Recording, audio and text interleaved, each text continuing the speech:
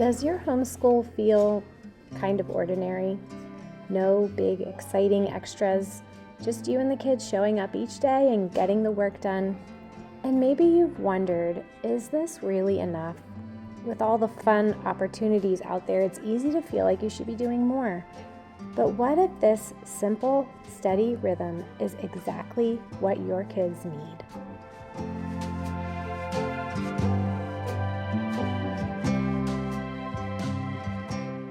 Let's talk about why your homeschool can be simple and still be very good.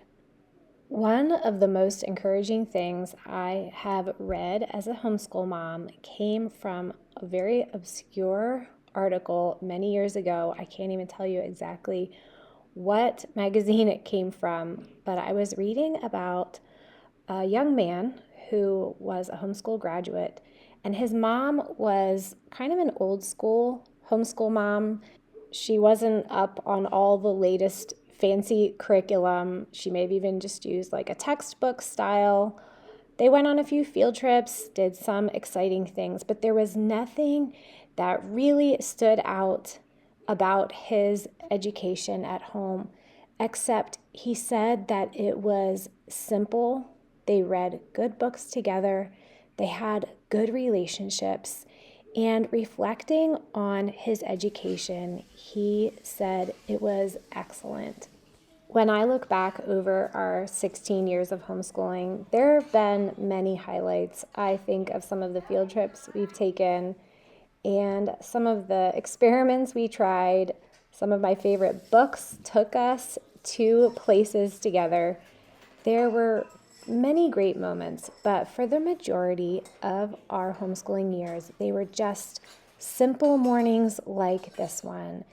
Getting up, doing our same routine again, opening the books, and bit by bit, just making a little more progress. Hey, Joel, look at this. Hold it. Ready? Hey. We're starting another morning. I had made pancakes, but we had some batter left over. So after we had breakfast and did morning time, the kids finished frying up the last of the pancakes. The rest of us were cleaning up. Everyone was moving on, doing their chores in each of the zones that they have assigned for the day. If this is your first time on my channel, hi, my name is Sherry. I have a passion for encouraging other homeschool moms.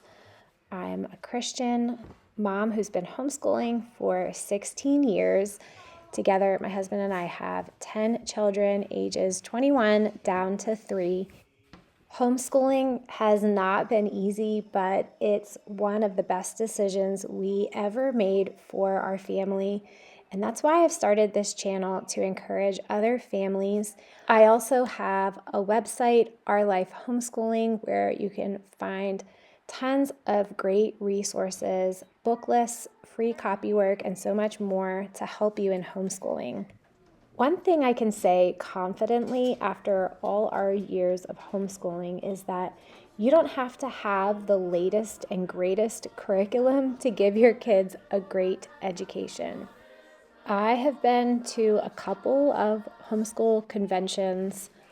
I have seen quite a bit of material just from homeschooling for so long and having friends and seeing what they're using. But we have, for the most part, stayed with the same curriculum all the way through. Consistency in many ways trumps all the exciting fads and trends that come and go. Now, when I set out to pick our curriculum at the very beginning, I was very particular. I spent a lot of time looking into it, asking other people, looking at reviews. But once I decided on it, we stuck with it. This has had many advantages for us. One of them is what I like to call the trickle-down effect, which is when you have multiple kids and you stick with the same curriculum, a lot of the concepts that the older kids are learning trickle down to the younger kids, so that when they start learning or come to that subject or they start school, They already have this base of prior knowledge. They're familiar with the curriculum. They've been sitting by their older sister or brother while they've been doing it all this time, and it comes more easily to them. Additionally, it makes it a lot easier on the mom. I don't have to relearn a new style, a new format, like you do when you switch to a different curriculum. It's a little bit of a learning curve. It takes time until you become familiar with the layout, with what's expected, with how much to assign your child. Sometimes it can be tempting when you see, for example, something new that your friend is trying. You see that and you think, oh, maybe this will give my kids more than what they're getting.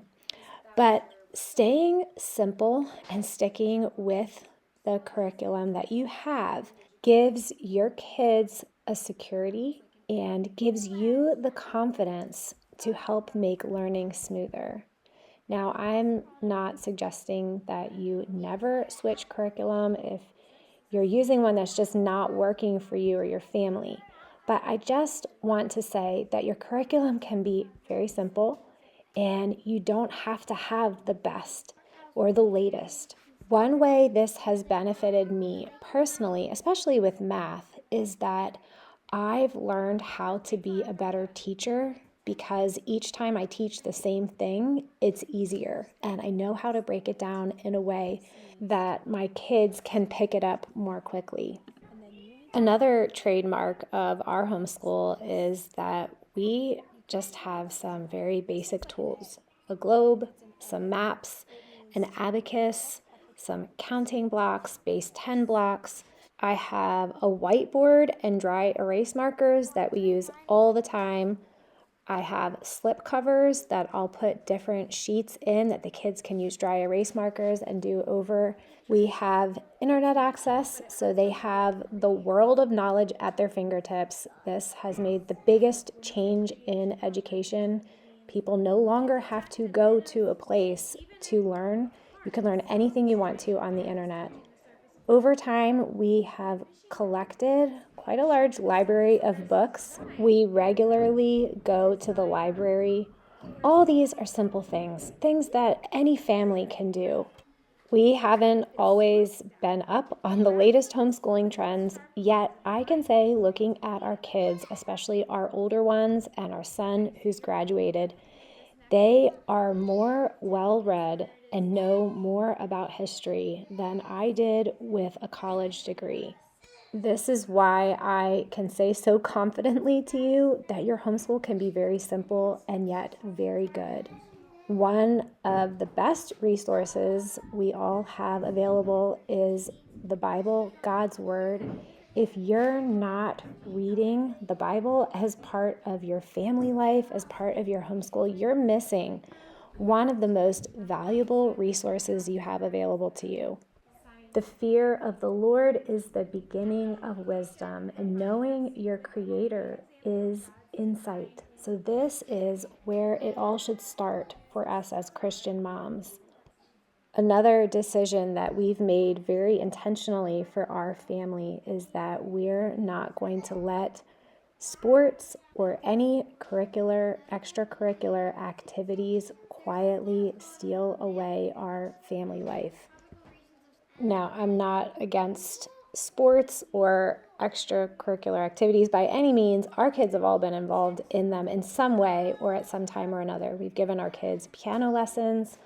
Our kids have also done basketball, soccer, volleyball, but we've been very careful about the programs we get involved in and how we do it.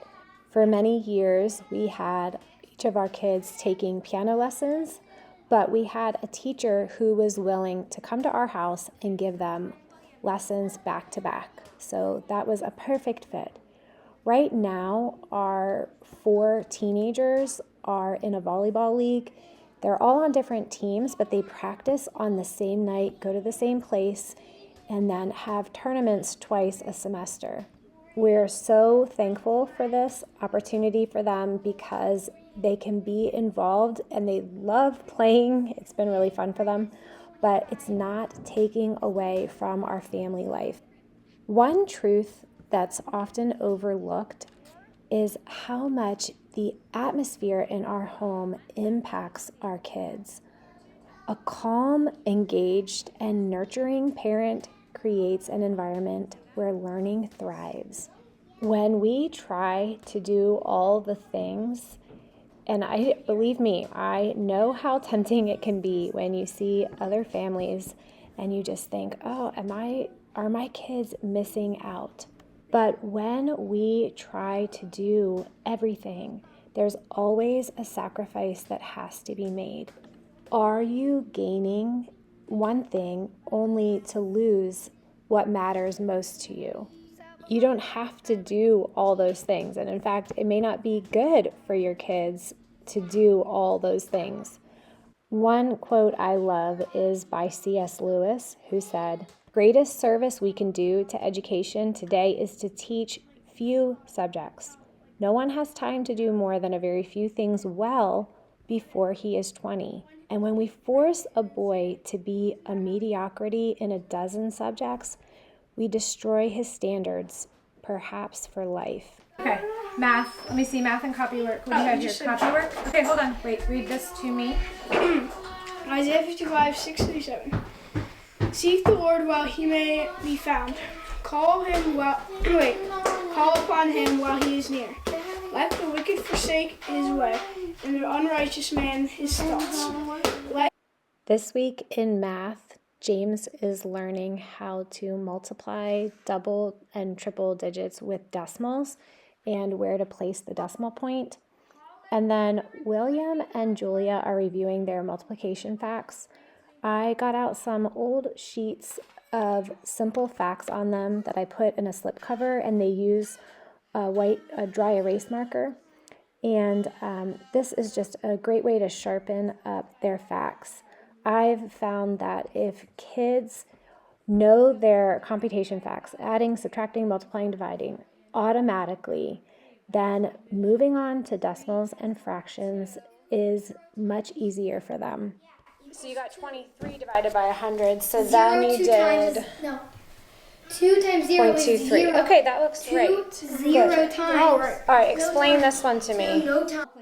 One other thing that can steal your joy and really make you forget how valuable a simple homeschool can be is to compare yourself with someone else.